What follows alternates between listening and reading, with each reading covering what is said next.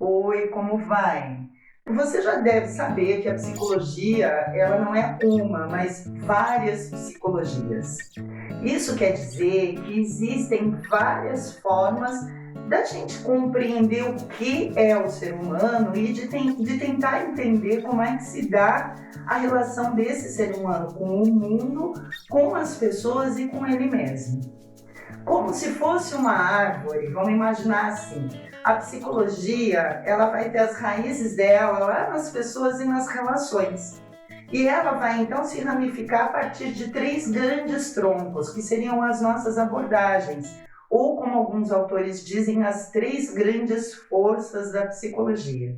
As abordagens humanistas, as comportamentais e as psicanalíticas.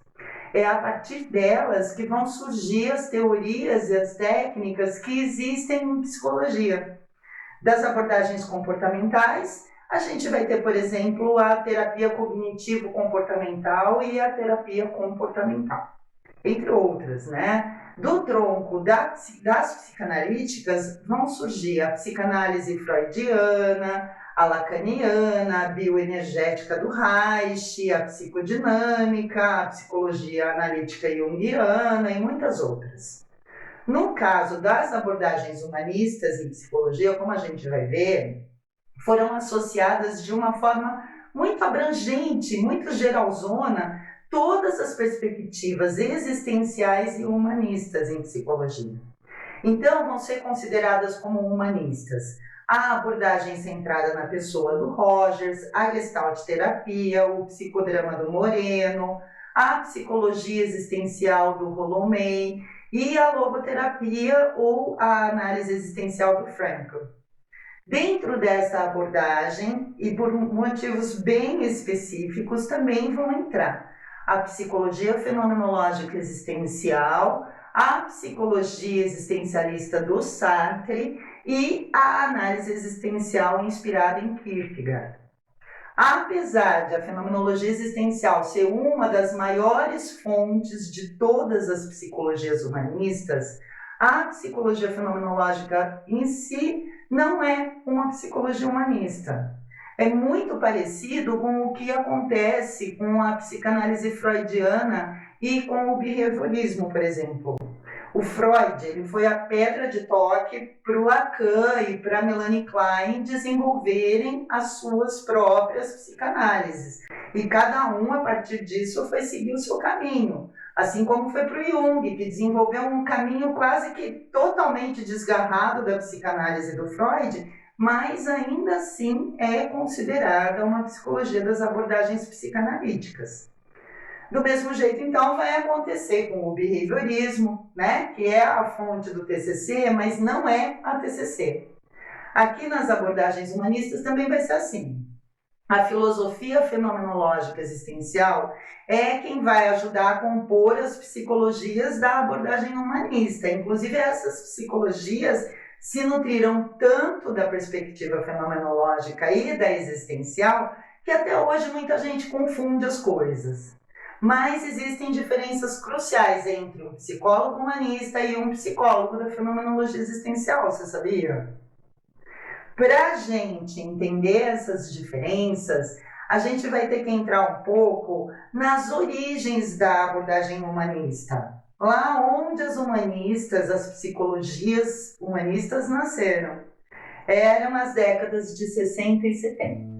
É na época das revoltas políticas, das revoltas estudantis, das grandes passeatas contra a forma que o mundo vinha tomando. O mundo estava se tornando muito tecnocrático, desumano. Era uma época que privilegiava a produção, os aspectos racionais das pessoas, ou como a gente aqui gosta de dizer, era um tempo voltado para a disciplinarização dos corpos. E as pessoas começaram, então, a se mobilizar contra esses regimes repressivos e totalitários que acabaram tomando conta da história toda.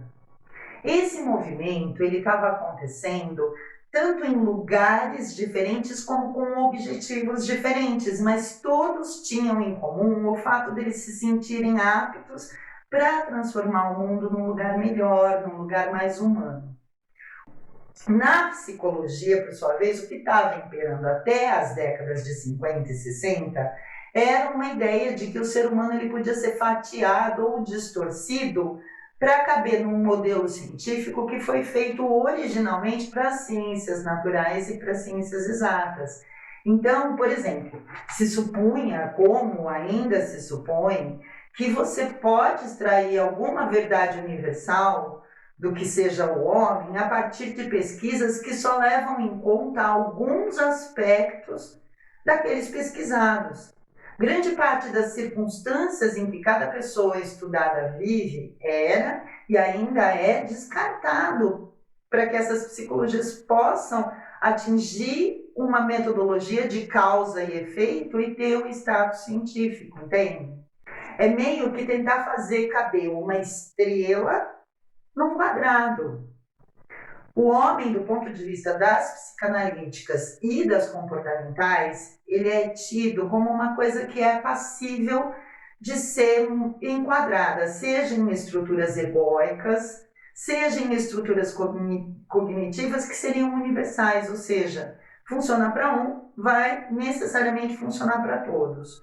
No palavreado científico, o homem dessa ciência psicológica tradicional é um objeto, tipo uma massinha, que pode ser ajustada, adequada e disciplinada para se enquadrar num padrão de homens e de mulheres que responderia a alguns critérios de normalidade.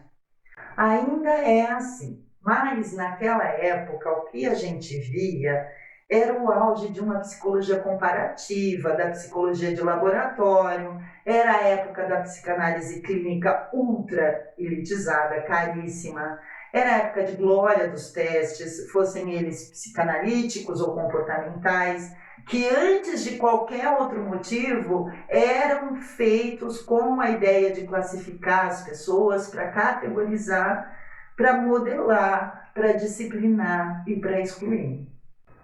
Era tempo de uma ciência muito, extremamente racional que, de tão desumanizada, ela acabou desenvolvendo uma bomba atômica e as máquinas de guerra. E é aqui que vai entrar, então, os humanistas da psicologia. O que eles vão mostrar é que essa psicologia que vinha sendo produzida, ela precisava ser mais humana, ela precisava ser mais voltada às questões da pessoa em si. Para eles, essa psicologia antiga, ela devia se voltar mais para o sentido que o ser humano dava para a vida e se libertar desses esquemas prévios de ego e superego ou da redução que o behaviorismo faz. Na verdade, as humanistas elas surgem como um movimento de protesto, um movimento extremamente crítico ao que essas psicologias vinham promovendo na nossa história. Eles viam claramente que o resultado dessas psicologias deu muito ruim. O mundo ele não se tornou um mundo mais inclusivo e melhor de ser vivido em função dessas psicologias.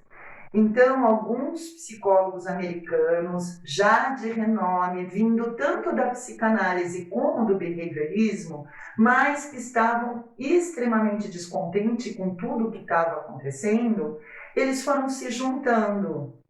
Figura fundamental para esse movimento foi Maslow. No final dos anos 40, o Maslow ele era um psicólogo experimental respeitadíssimo que já vinha lendo uns autores contra a avenção de muito peso, como, por exemplo, o neuropsiquiatra Goldstein. E os teóricos da personalidade, o Gordon Allport, o Murray e o Murphy. Para o Maslow, que se dizia antidoutrinário, a psicologia ela se devia voltar mais para o homem sadio do que para as patologias. Ela devia se dedicar mais para o estudo das qualidades e das características positivas das pessoas do que para o sofrimento. Como ele começou a mudar o foco das pesquisas dele e se dedicou a um outro jeito de fazer psicologia, claro que ele passou a ser discriminado pela comunidade acadêmica da época. E assim como ele, outros autores e pesquisadores que estavam se propondo a fazer uma nova psicologia também vão sofrer discriminação. todos eles vão passar a ter muita dificuldade para publicar as pesquisas que eles vinham realizando em revistas tradicionais, como, por exemplo, a revista de psicologia da Associação Americana de Psicologia, a APA. Então, o Maslow ele tem a ideia de montar uma rede de correspondência entre esses autores. Foi quase que uma mala direta de divulgação dos trabalhos. E fato é que em 1954, o Maslow já tinha uma lista com 125 nomes. E em 1961, ele transforma essa lista nos primeiros assinantes da revista de Psicologia Humanista. O conselho editorial da revista era só o Goldstein, o Erich Fromm, que já era um pensador muito influente na época, e o Rollo May. O Rollo May, assim como o Maslow, foi um nome ultra importante para esse movimento, tá? O May, ele era um psicanalista americano, mas ele era um psicanalista que lia Kierkegaard. Em 1958, então, ele publica o livro Existência, uma nova dimensão na psiquiatria e na psicologia. E ele traz, então, para os Estados Unidos o pensamento do Kierkegaard e de alguns autores da Daseins Análise que já vinha sendo desenvolvida lá na Europa. Lembra que não tinha internet na época, era tudo por carta, as coisas demoravam muito para chegar de lá para cá, tá? Além disso, né, da publicação do May, na década de 60 também estava chegando nos Estados Unidos as traduções para o inglês das bíblias da fenomenologia existencial, né? Ser e Tempo, do Heidegger, Fenomenologia da Percepção, do Ponty, e Psicanálise e das Análises do Box. Apesar de estar chegando agora nos Estados Unidos, a fenomenologia existencial ela já vinha sendo trabalhada na Europa há um bom tempo. O Russell ele vai propor a fenomenologia por volta de 1900 e o Heidegger publica Ser e Tempo em 1927. Ela teve uma excelente aceitação lá no meio acadêmico porque ela vem como uma nova possibilidade metodológica de fazer ciência, mas de uma forma rigorosa, mas extremamente humana. E ela traz uma ideia de eu consciente. E via Heidegger, o que a gente viu foi uma tentativa de se compreender o fenômeno da existência a partir do próprio existente, e não mais partindo daqueles pressupostos universais. Então, nesse sentido, a Fanon veio muitíssimo a calhar para o movimento humanista, primeiro porque ele estava precisando de um método confiável, capaz de desvelar o vivido existencial da pessoa de uma forma metódica e organizada. E segundo, porque ela oferecia uma resposta a essa crise de valores que estava se estabelecendo, ou já tinha se estabelecido na psicologia. Uma outra influência de peso para esses humanistas iniciais foi a psicologia da Gestalt, que surgiu no início do século XX lá na Alemanha e na Áustria. E ela também vinha ganhando bastante espaço, não só pela crítica aos princípios básicos da psicologia científica, mas também porque ela defendia a ideia que uma pessoa é irredutível. Para a psicologia da Gestalt, a pessoa é um todo, ou seja, ela não pode ser definida a partir de suas partes. E são os estudos dos gestaltistas, então, que vão impulsionar a criação de uma das mais conhecidas abordagens humanistas, que é a Gestalt terapia. Mas vamos voltar para a história. Lá em 1963, os assinantes da Revista de Psicologia Humanista vão fundar a Associação Americana de Psicologia Humanista, a AHP. E eles vão propor, então, os seus 5 postulados fundamentais que foram claramente inspirados na fenomenologia, na psicologia da Gestalt e no existencialismo. Com o início da associação, os psicólogos humanistas eles deixam bem clara a mudança na forma de ver o homem para a psicologia. Mas é em 1964, na segunda conferência da associação, que os médicos, os psiquiatras, os psicólogos, todos vão se reunir né, em nome de uma psicologia mais humana, mais voltada para a realidade do homem consciente. Nessa conferência, todos os nomes de peso estavam presentes, e mais um agora vai se apresentar ao movimento, o Carl Rogers, o amadinho das humanistas, que já vinha se posicionando contra a autoridade dos psicólogos tradicionais no âmbito terapêutico e desenvolvendo os seus trabalhos na clínica numa abordagem mais humanista desde a década de 40. Apesar de algumas diferenças entre si, os psicólogos humanistas, em comum acordo, vão adotar o compromisso com alguns princípios gerais. O primeiro é com relação à visão de homem. Para os psicólogos humanistas, o homem é uma totalidade complexa, com uma tendência natural a se desenvolver de forma consciente. Ele é um cara que possui recursos próprios para superar as condições existenciais adversas que podem surgir.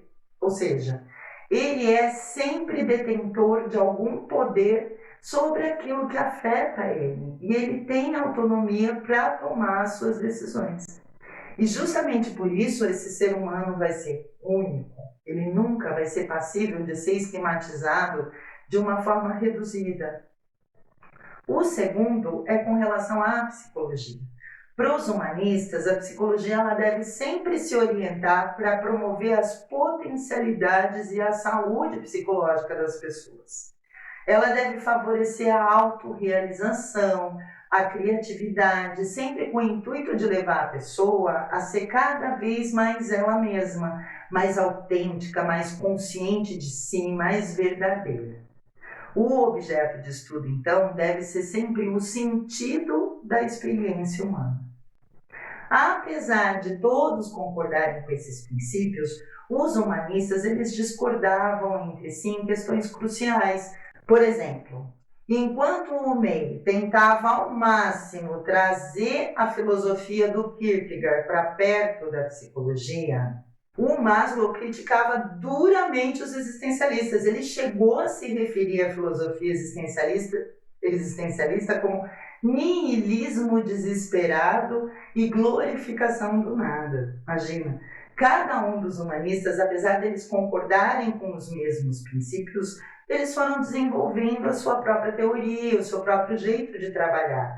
E assim nasce o que hoje a gente chama de a terceira força em psicologia, a abordagem humanista em psicologia. Nela, na abordagem humanista, então vão ser incluídas as psicologias humanistas, que são aquelas que vão se nortear pelas potencialidades da pessoa e pela crença na tendência dos homens a se autorrealizar.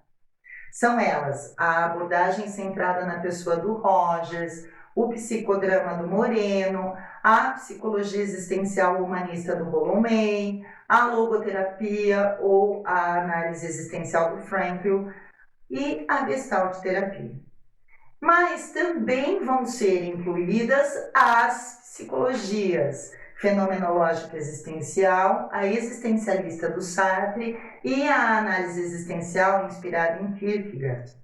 Essas três, elas vão se aproximar das humanistas, como eu já disse, por conta da crítica que a Fanon faz para a ciência e para a psicologia, e também porque ela que vai apresentar uma nova proposta de se compreender o homem pelo viés da existência.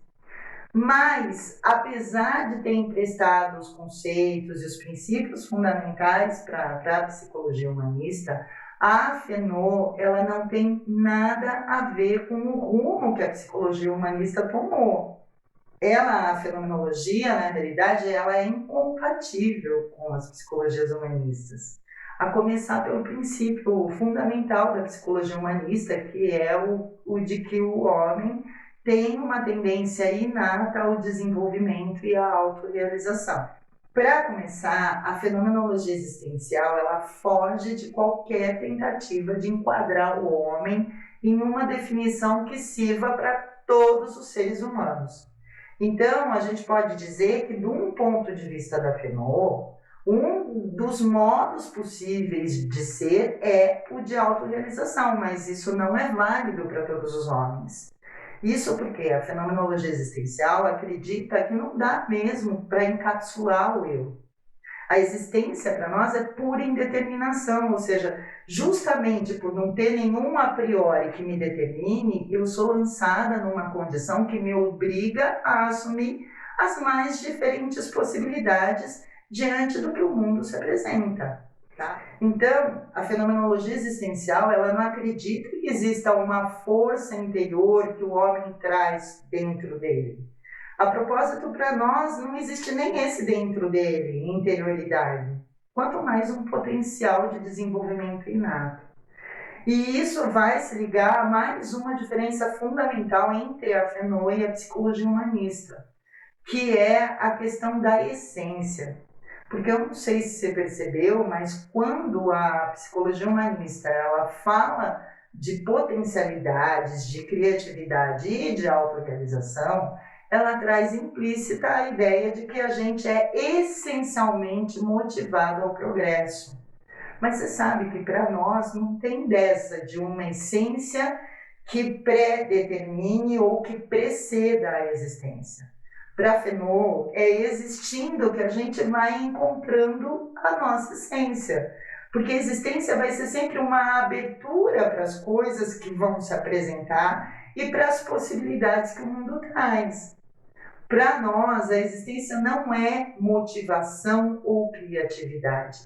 Ela é liberdade e angústia. Ela é tensão entre necessidade e as possibilidades que se apresentam.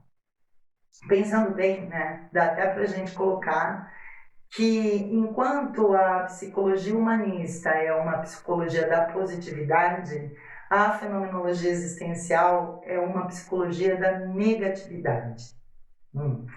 E se a gente olhar bem, a crítica que a psicologia humanista fazia para a psicologia da época, dizendo que ela era reducionista e determinista, vai acabar se repetindo nas próprias humanistas. Elas mantêm a ideia de uma essência que determina o homem e que reduz essa existência nos moldes de motivação e de desenvolvimento. Na verdade, elas só dão mesmo uma nova roupagem ao que já vinha sendo produzido e ao que eles tanto criticavam, né? Enfim, durante a minha pesquisa, para fazer esse episódio, eu percebi um certo rancinho de alguns autores da Fenô, porque a Fenô está incluída, né, na abordagem humanista.